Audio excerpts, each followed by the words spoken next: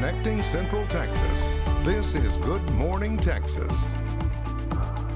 Good morning. Thanks for waking up with us today. I'm Joey Horna. And I'm Sharday LeRae. Listen, we were just talking about how I had my first HEB experience ever. Okay, it was a good day yesterday, actually, to go out and shop in the middle of the week. And I was overwhelmed, but it was a good overwhelming experience. so much to get there. I was just like, let me get out of here. I got to go to bed anyway, but yeah. Go over these combo locos and just look out for those. Any of those in the forecast? Combo locos? Any maybe. loco stuff? We're going to have to check in the HEB and see. But loco stuff, yeah, there could be some rain that impacts you here today. So if you're trying to do that grocery shopping, get it done in the morning because you're likely going to be fighting some showers this afternoon. Upper 60s, lower 70s out there currently. The radar is quiet, but look at this spin of storms down the south towards San Antonio. That system trying to work to the north, we're going to see the rain chances go up as that nears us. So our best chance of rain likely is found after lunch and into the afternoon. That's where I've got a 50 to 60% chance of rain. And while it won't be a washout, we will have little passing downpours possible. So go ahead and grab that umbrella as you're walking out the door. It'll also keep temperatures down. We're only going to get into the lower 80s this afternoon. And if you don't get any today, I've got more rain chances on the way through the 10-day. We'll get to that coming up. All right, Josh. But today's the day. Fort Hood is now Fort Cavazos in honor of a Texas native who served in both the Korean and Vietnam Wars. And that's right. And our 25 News reporter, Nakia Simon, is live at Fort Cavazos ahead of today's historic ceremony. Good morning, Nakia. Good morning, Sharday and Joey. That's correct. This change will take place after a year of preparations.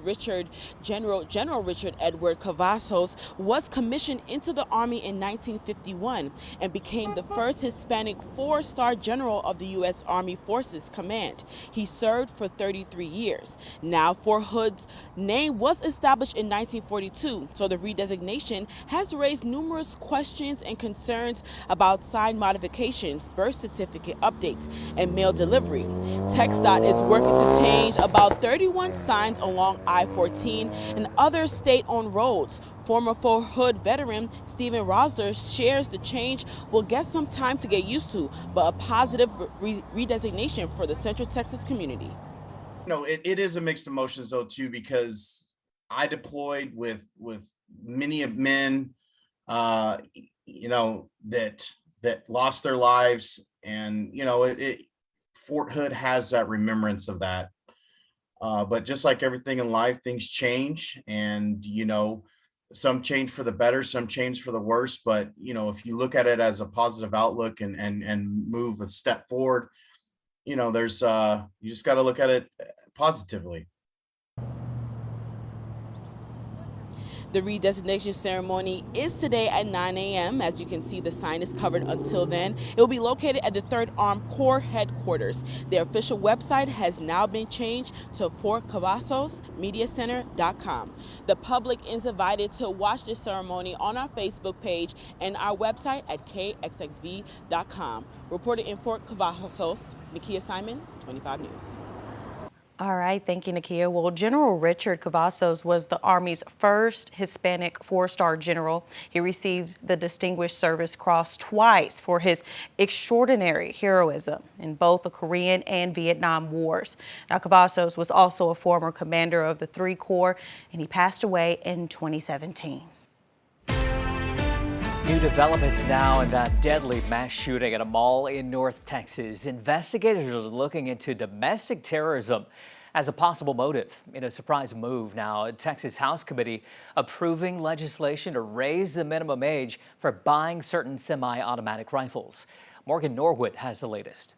This morning, the hero cop credited with ending the Texas Mall massacre is said to be doing well. In a new statement, his attorney said the officer is a brave servant with a gentle heart and embodies the best the law enforcement profession has to offer. As the shooting unfolded Saturday, an officer was heard saying he successfully took down the gunman. Minutes earlier, investigators say the gunman opened fire with an assault-style rifle, killing 8 people. 2 families lost multiple loved ones, including the Cho family. Q and Cindy Cho died along with their 3-year-old son. Their 6-year-old survived. Also killed, the Mendoza sisters, ages 8 and 11. Their mom is listed in critical condition. The girls' school principal describes them as rays of sunshine. Authorities are looking into domestic terrorism as a possible motive for the attack. Social media accounts appearing to be the gunman's show neo-Nazi ideology, racism, and hatred towards women. The Army says he was discharged due to mental health concerns. The shooting is the second deadliest of the year in the U.S. The country now on pace to set a record for the number of mass shootings. Meanwhile, a small step toward new gun legislation in Texas. State Republicans unexpectedly advanced a bill that would raise the purchasing age for semi-automatic rifles in Texas from 18 to 21. But experts say the bill has almost no chance of becoming law. Governor Greg Abbott has spoken against it and blames the recent mass shootings in his state on anger and violence, saying the root cause is mental health problems. Everybody has mental health problems. So it's not accurate to say that the only reason we have this problem is because we need better mental health support. We also need to be dealing with guns. Morgan Norwood, ABC News, New York. Well, a memorial continuing to grow outside that mall where the shooting happened. Community members paying their respects to the 8 people who lost their lives on Saturday. Now, we also spoke with a preschool teacher honoring one of her students. She found out that 3-year-old James Cho died on Monday when she came to class and saw his seat was empty. Important to me to come and pay my respect to James because he was 3. He was innocent. He did nothing wrong. He didn't deserve it. Yeah, he was a baby. And it was important for me as his teacher. I mean, I loved him. So I needed it to know, like, I appreciated them as much as they appreciated us. President Joe Biden responding to the tragedy, calling for flags to be lowered to half-staff through May 11th. This morning, a South Texas man is charged with crashing his SUV into a group of migrants. And here's what we know about this now. The driver is 34-year-old George Alvarez. Police say his previous charges include aggravated assault, burglary, and drunk driving. They still don't know whether the crash was intentional, saying he ran a red light before plowing into the group, killing 8 people. And the victims had just left a shelter that was helping with the surge of migrants at the border. Border Patrol agents now conducting enforcement operations in El Paso. This comes just before the end of Title 42 Thursday. Agents are reducing the amount of lanes now coming into the port of entry there, and they'll also be focusing on parts of the city where migrants are known to hang out. Shocking allegations end up costing a Texas lawmaker his job. Just ahead, what he's accused of doing with a teenage staff member, and that's just one of the reasons he's being kicked out of office. But first, a showdown over the debt ceiling continues on Capitol Hill this morning. Lawmakers are set to try to make a deal this week. We have the latest. It's quiet out there right now, but don't let that deceive you. Some rain chances are coming in this afternoon. I'll walk you through the timing and how much rain we can see coming up.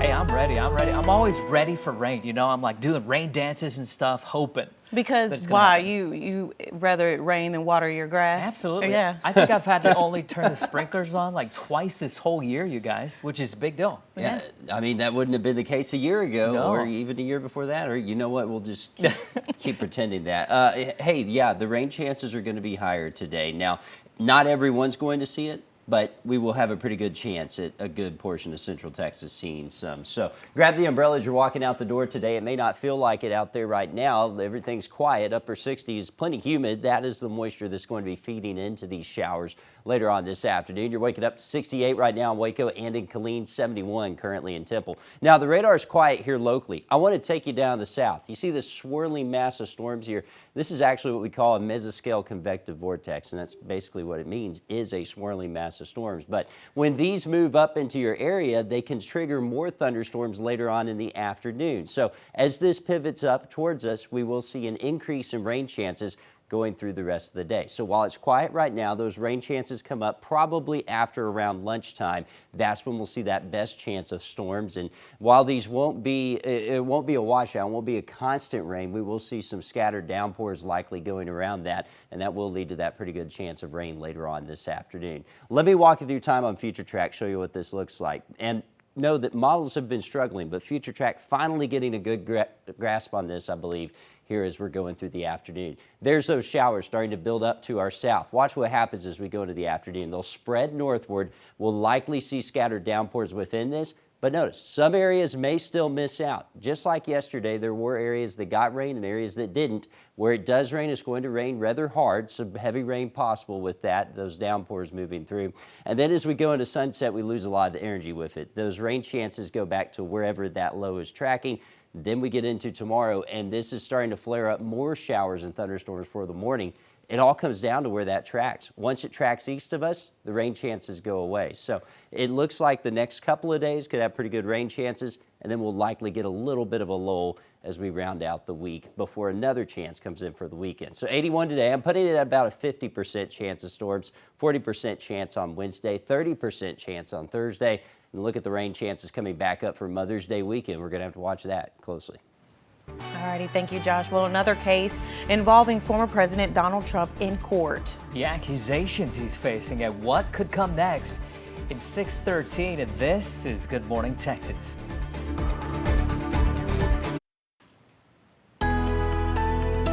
It's now 6:17, and here are today's top stories we're following for you this morning. New details surfacing now about those 8 people killed at an outlet mall north of Dallas. The victims include 2 young sisters, a young couple and their 3-year-old son, along with a young woman who worked as an engineer. A 20-year-old security guard also at the mall in Allen lost his life. Police looking at racism as a possible motive. And jury deliberation set to start today in the rape lawsuit against former President Donald Trump. Writer E. Jean Carroll says Trump assaulted her in the 1990s. She also says he defamed her by denying those claims. Trump denies assaulting Carroll or even meeting her. President Biden set to meet with congressional leaders to discuss the debt ceiling. Republicans want to raise the limit in exchange for budget cuts, but the White House wants a clean bill without any conditions. If they can't come up with a deal by June, America will default on its debt. It is 6:18 on this Tuesday now. Time for a check on the weather. How's it feeling out there, Josh? A little humid, just a tad. Yeah, definitely humid outside, and that humidity is going to translate to showers and even some thunderstorms later on this afternoon. Out there right now, though, things are quiet on the Clark Roofing Cam and Killeen. Down the south, this is where we're watching thunderstorms build towards San Antonio, and that whole mass of storms is going to be working to the north. So as you're sending the kids out to the bus stop, no issues here this morning as they get picked up. Upper 60s, feeling like the 70s, south winds at 10. But as the bus drops them off, you could be fighting some showers and some thunderstorms out there. So go with the shorts. Go with the short sleeves, but be sure to pack an umbrella. You're likely going to need it later on this afternoon as we do climb into those lower 80s, which is actually below where we should be. In some areas may get stuck in the 70s down the southeast of Waco, Temple, Killeen. If you don't get rain today, there are more rain chances on the way too. I'll break them down the 10-day coming up. All right, Josh, we'll see you in a bit. From the state capitol now, a state representative resigns after a House committee recommends expelling him.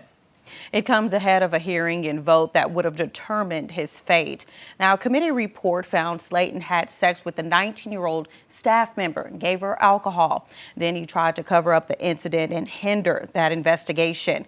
Lawmakers from both parties had urged Slayton to resign. Now, Governor Greg Abbott will now need to call a special election for the open seat. We're just 2 days away from the end of Title 42, and more migrants are already showing up at the border.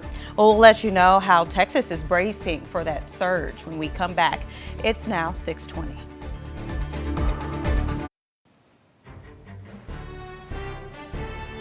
All eyes on Capitol Hill this morning. House lawmakers preparing for the end of Title 42. And there's also a big debate over the debt ceiling and how to avoid a default. And 25 News Washington correspondent Joe St. George joins us now live. Now, Joe, with Title 42 ending, how is that going to impact operations at the border, and how are lawmakers responding to that? Yeah, this is a big political issue in Texas, especially this week with the end of Title 42. And it really depends on who you ask about what's about to happen here. If you are speaking with conservatives, you're speaking to Governor Abbott of Texas, some Republicans here on Capitol Hill. They believe that President Biden has inadequately prepared, is inadequately prepared for what's about to come. Some projections have over 10,000 migrants a day beginning Friday assembling on the border. If you speak to the White House, they say that they're about as ready as they can be under existing immigration laws. I think we can pop up on screen what's again expected. As a reminder, yes, over 10,000 is the estimates from the Department of Homeland Security in recent weeks, although quite frankly, we don't know what the actual numbers will be for several days now until we get an average here. The White House has emphasized in a briefing with reporters last night that just because Title 42 is going away, that doesn't mean there's no border security. Title 8 immigration enforcement will take over. And the Biden administration says that they have done a number of things in recent months to prepare for this day. One of them being setting up regional processing centers in Central America that they believe will prevent people from making, in some cases, the dangerous journey across Mexico to the southern border, basically allowing individuals to declare asylum in Central America, get the same process, the same paperwork that they would if they were to go to South Texas, for instance. Again, the impact of that, we will have to wait and see if migrants are actually taking advantage of those programs. The Biden administration has sent 1,500 troops to the border to help Border Patrol agents with administrative tasks, and they believe that under Title 8, that they're going to be able to still expel migrants within a short amount of time. Remember, the key difference here is Title 42, a migrant could come to the border, declare asylum in the United States, could essentially decline entry, deny entry for them right away. Title 8 entitles that asylum individual to basically plead their case, and an immigration official will have to determine whether or not it's a legitimate claim or not. It's going to be a fascinating week ahead for Texas and for the country as we look at what happens at the southern border, guys. And Joe, we're just weeks away from that potential default on the debt ceiling. Republicans and Democrats just don't want to budge here. Can't agree on what to do about it. The president hosting that meeting today, though, at the White House. What should we expect with that?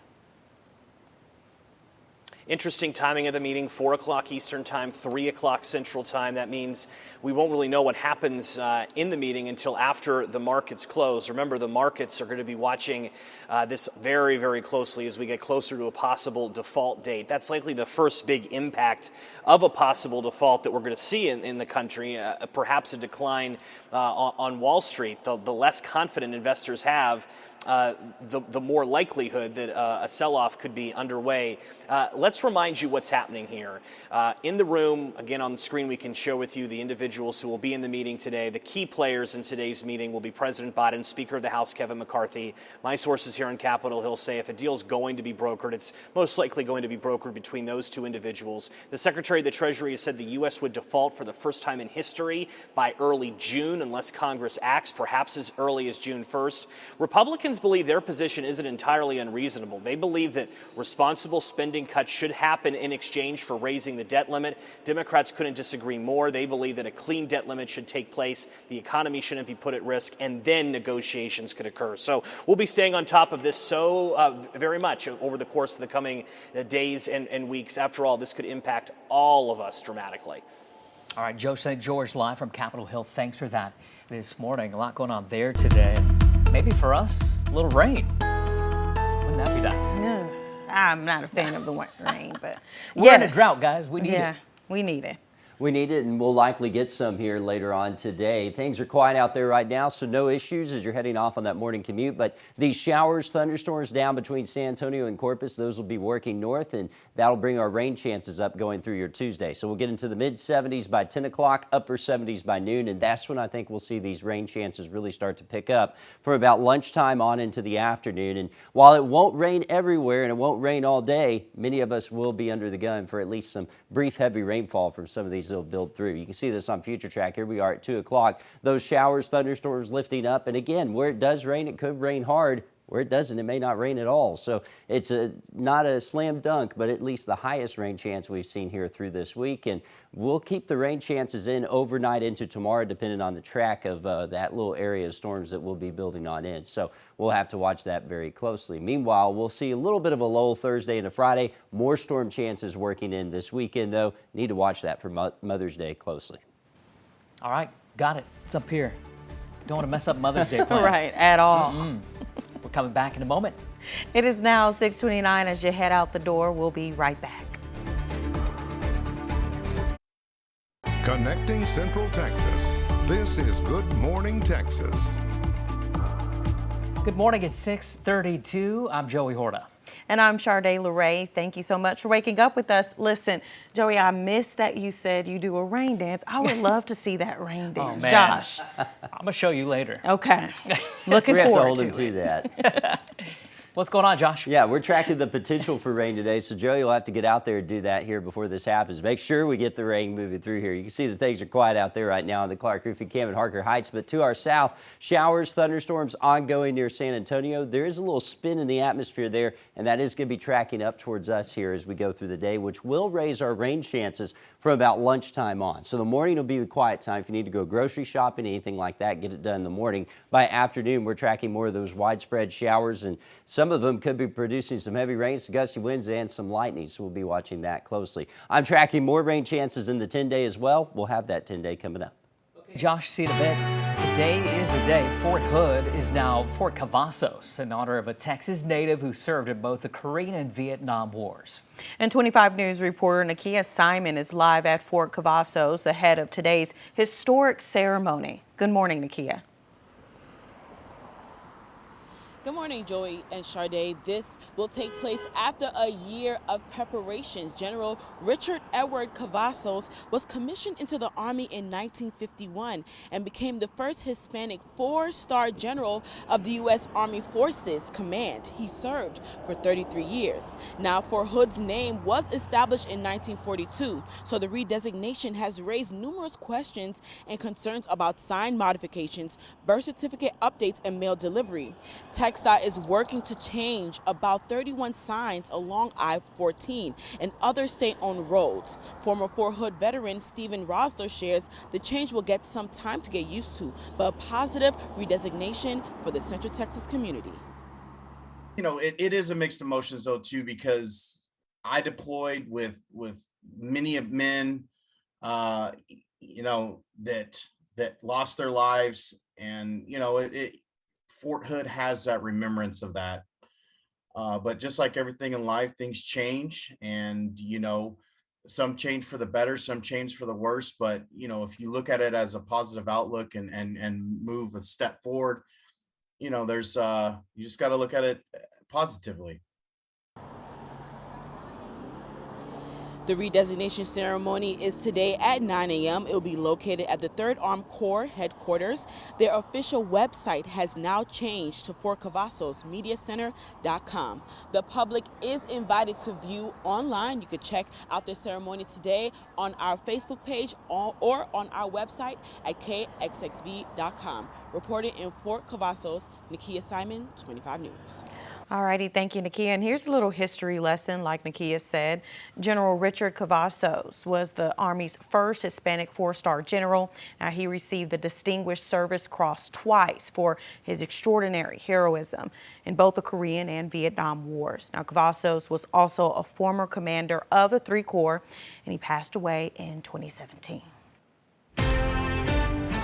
This morning, the hero cop credited with ending that massacre in Allen is doing well. During Saturday's mass shooting, the officer could be heard saying that he took down the gunman.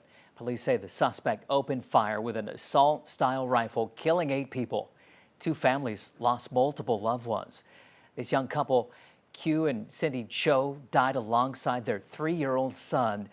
Only their 6-year-old survived. 2 little girls, the Mendoza sisters, 8 and 11, also lost their lives. Right now, their mom is fighting for her life. Everybody has mental health problems. So it's not accurate to say that the only reason we have this problem is because we need better mental health support. We also need to be dealing with guns. Police are looking into domestic terrorism as a possible motive for the attack. The gunman's social media account showed neo-Nazi ideology, racism, and hatred towards women.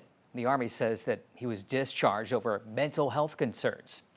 Meanwhile, the trial for the man accused of the deadly Santa Fe High School shooting is getting a new judge. Judge Jeff Jones will no longer preside over the case, following concerns over a conflict of interest. Back in March, the suspect's attorneys accused the judge of trying to hire someone to find their client competent to stand trial. The suspect's accused of killing 10 people and hurting 13 others at the school back in 2018. Judge Lonnie Cox will preside over the case. And new details this morning in that deadly crash in Brownsville, as a man now faces manslaughter charges after plowing into more than a dozen people. Police say George Alvarez has a long rap sheet, and they're looking into whether the crash was intentional. Lionel Moise has the latest. This morning, the Brownsville, Texas man charged with crashing this SUV into a group of migrants has been identified as George Alvarez. I'm going to be setting a bond at $200,000 on each count. Previous charges against him include aggravated assault, burglary, and driving while intoxicated. Authorities are looking into whether the crash was intentional, saying he ran a red light before plowing into the group, killing 8. Some victims had just left a migrant shelter, which is helping deal with the surge of migrants at the border as the Title 42 border restrictions expire. The governor of Texas announcing a new tactical border force. The group, consisting of hundreds of National Guard members, is tasked with turning back migrants at the border. Officials are bracing for up to 10,000 migrants crossing per day after the policy ends Thursday, but the surge has already started. Border Patrol reports 26,000 migrants were apprehended in just 72 hours this week. Many of these migrants behind me have chosen to cross right now because starting on Friday, a new series of rules go into effect that migrants need to follow in order to apply for asylum here at the United States border. If those rules are not followed and they are complicated, then these migrants run the risk of not being allowed to re-enter the United States for at least 5 years. Authorities in El Paso are now advising travelers to use alternate ports of entry as they reduce some operations at the port to handle the surge. The White House says it's responding by expanding holding facilities, adding immigration officers, and sending 1,500 troops. But many officials in border states say that's too little, too late. Lionel Moise, ABC News, New York.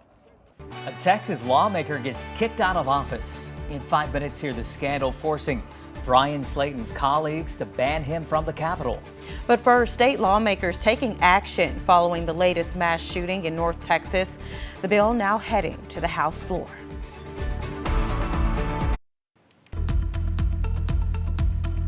Welcome back, everybody. We're going to get another check on the weather for you to prepare you for the day ahead. Yes, and Josh, you said yesterday a couple of us got some rain. Today is kind of the same story. Yeah, a few more going to get some rain today. And in fact, I think more of us are going to see it today than what we saw yesterday because we've got a little extra moisture coming in today, and that'll lead to more widespread showers. The Live Radar Network quiet right now, so no issues here for your morning commute. Just don't let that determine what you do the rest of the day because there's a lot of rain down to our south towards San Antonio. You can see that spin in the atmosphere. That's going to be tracking up to the north. As that gets closer to us, it will bring our rain chances up. Say from about lunchtime on, those higher rain chances start to work in. So we'll keep rain chances around 20 to 30% here through around 9 o'clock. Those rain chances ticking back up, though, by lunchtime. We'll see temperatures hanging around the upper 70s, lower 80s with all the moisture around. So won't be as warm as it was yesterday, and we'll also have more rain in the forecast as well. Future Track shows you how this pans out. Here we are at 12 o'clock. Those showers trying to work from the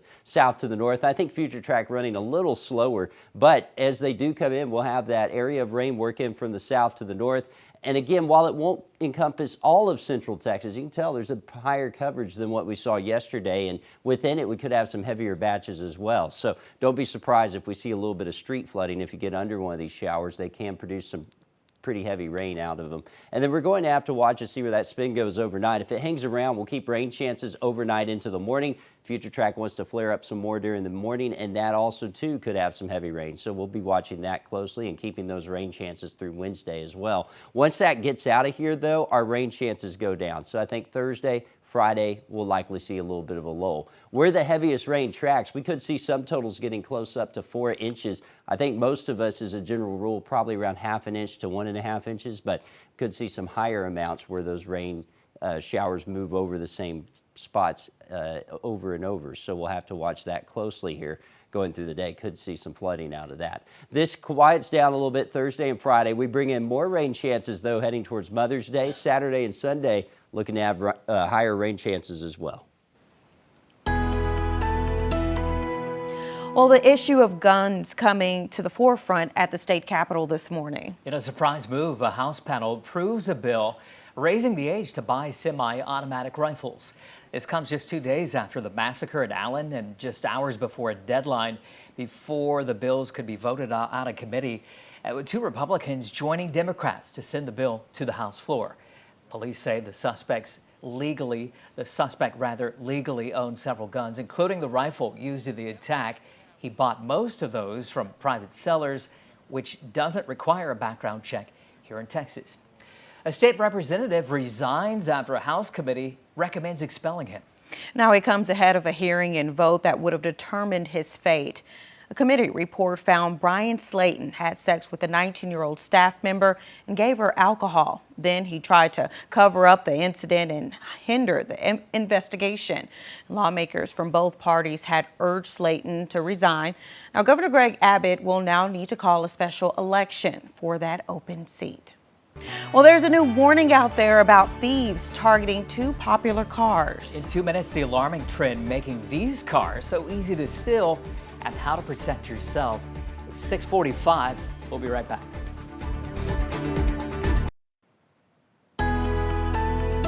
Back now with a consumer alert. If you drive a Kia or Hyundai, there's a new social media trend that could cost you. The so-called Kia Challenge is circulating online, and it involves thieves breaking the steering columns of certain cars and using a USB cable to start the car in a matter of minutes. Experts say anything that resembles a key can be used to start that car. Hyundai and Kia are providing some free software updates to owners to prevent the problem. And in more consumer news this morning, the Biden administration proposing new rules for airlines when it comes to cancellations and those delays. Now, the rules would require airlines to compensate air travelers and cover meals in hotel rooms. Now, this is if they're stranded for reasons within the airline's control. That's in addition to ticket refunds whenever the airline is at fault for a delay or cancellation. It's not clear yet when these new rules could take effect. That sounds right up my alley. Yeah, for sure. Need to be compensated for being delayed. I want my money back. Right. I want my money now. Well, we're giving away another mug today. Cheers. Let's do it. Cheers to that with This no one coffee in it. We'll give you a brand new one. We promise. Bazetta Johnson, you're going to be the big winner today. Cheers to you. And if you want one too, folks, just go to kxxv.com/contest. Click the mug. Give us your email address. We just give them away every day. All you have to do is watch to be a winner. It's pretty simple. And in 2 minutes here, the high-stakes meeting at the White House today over the debt ceiling. The latest on those negotiations to avoid a debt default. And I'm tracking increasing rain chances for today. We'll talk about the timing and the rest of that 10-day forecast coming up.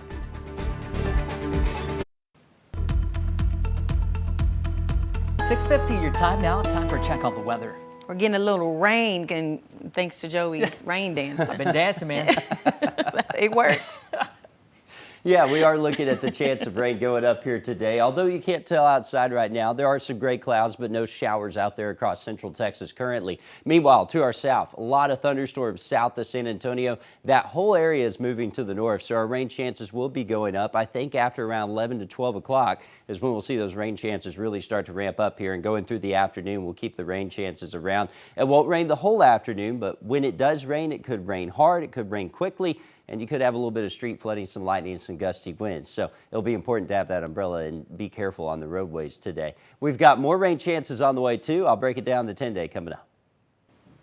Alrighty, thank you, Josh. Well, on Capitol Hill this morning, President Biden said to meet with congressional leaders today to discuss that looming debt ceiling crisis. Both sides split now, but Treasury Department warning about economic chaos if the ceiling is not lifted. John Lawrence explains. The battle in the Beltline over the U.S.'s $31.4 trillion debt ceiling is like an unstoppable force heading toward an immovable object. Eventually, something's going to have to give. Neither side really is eager to see a default. So, they obviously have tough negotiations ahead. President Joe Biden and most Democratic lawmakers want the limit raised without any cuts. Well, there is no plan B. Our plan is for Congress to act to address the debt limit without conditions, just like they've done 78 times in the past. House Speaker Kevin McCarthy and most Republicans say they will boost the ceiling, but with some purse tightening. Look at the inflation rate now, 6 to 7% per month, year over year.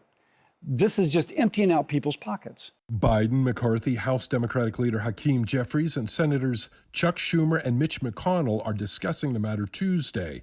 And the clock is ticking. Treasury Secretary Janet Yellen says the U.S. could default as soon as June 1st.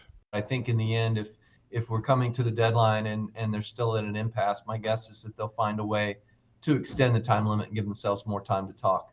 I'm John Lawrence reporting. Both the White House and the independent analysts are saying a default would cost the U.S. millions of jobs and cause the stock market to plunge. Meanwhile, this morning, today, sentencing begins for an Army sergeant convicted of killing an armed protester during a Black Lives Matter protest down in Austin. Daniel Perry facing up to life in prison. But the governor is pressing for the chance to pardon the soldier. He was convicted in April in the 2020 shooting of 28-year-old Garrett Foster. Foster was legally carrying an AK-47 rifle through downtown Austin during a summer of nationwide unrest over police killings and racial injustice. Perry's sentencing is set to last for up to 2 days. And more experts expected to take the stand today in day 17 of Cedric Marks's capital murder trial. Now, Marks is accused of killing his ex-girlfriend and her friend. In court on Monday, jurors heard from forensic experts and cell phone data analysts, and testimony is set to resume later on this morning. It's now 6:53 as you head out the door, but here's a look at your top stories for this morning. New details surfacing now after those 8 people were gunned down at an outlet mall north of Dallas. The victims include 2 young sisters, a young couple and their 3-year-old son, along with a woman who worked as an engineer. A 20-year-old security guard at the mall in Allen also lost his life. Police are looking at racism as a possible motive. And a man now facing manslaughter and assault charges after that deadly crash in Brownsville. He's accused of slamming into a group of people outside of a migrant shelter. 8 people are confirmed dead. Now, police believe the suspect lost control of his car after running a red light. They're looking into whether he was drunk and if the crash was intentional. Title 42 expires Thursday. Law enforcement beefing up security at the border with a surge of migrants expected to show up. El Paso, just one of several border towns in Texas, bracing for a big increase in people trying to cross the border illegally. And today is the day. Fort Hood is now Fort Cavazos in honor of a Texas native who served in both the Korean and Vietnam Wars. Now, the ceremony is at 9 a.m. at the 3rd Armored Corps headquarters. If you like to watch that event, well, you can. You can stream it over on our Facebook page and over on our website, kxxv.com. If you're heading out, don't forget that umbrella. You might get to use it today. Might, just might. I'm hoping I won't have to.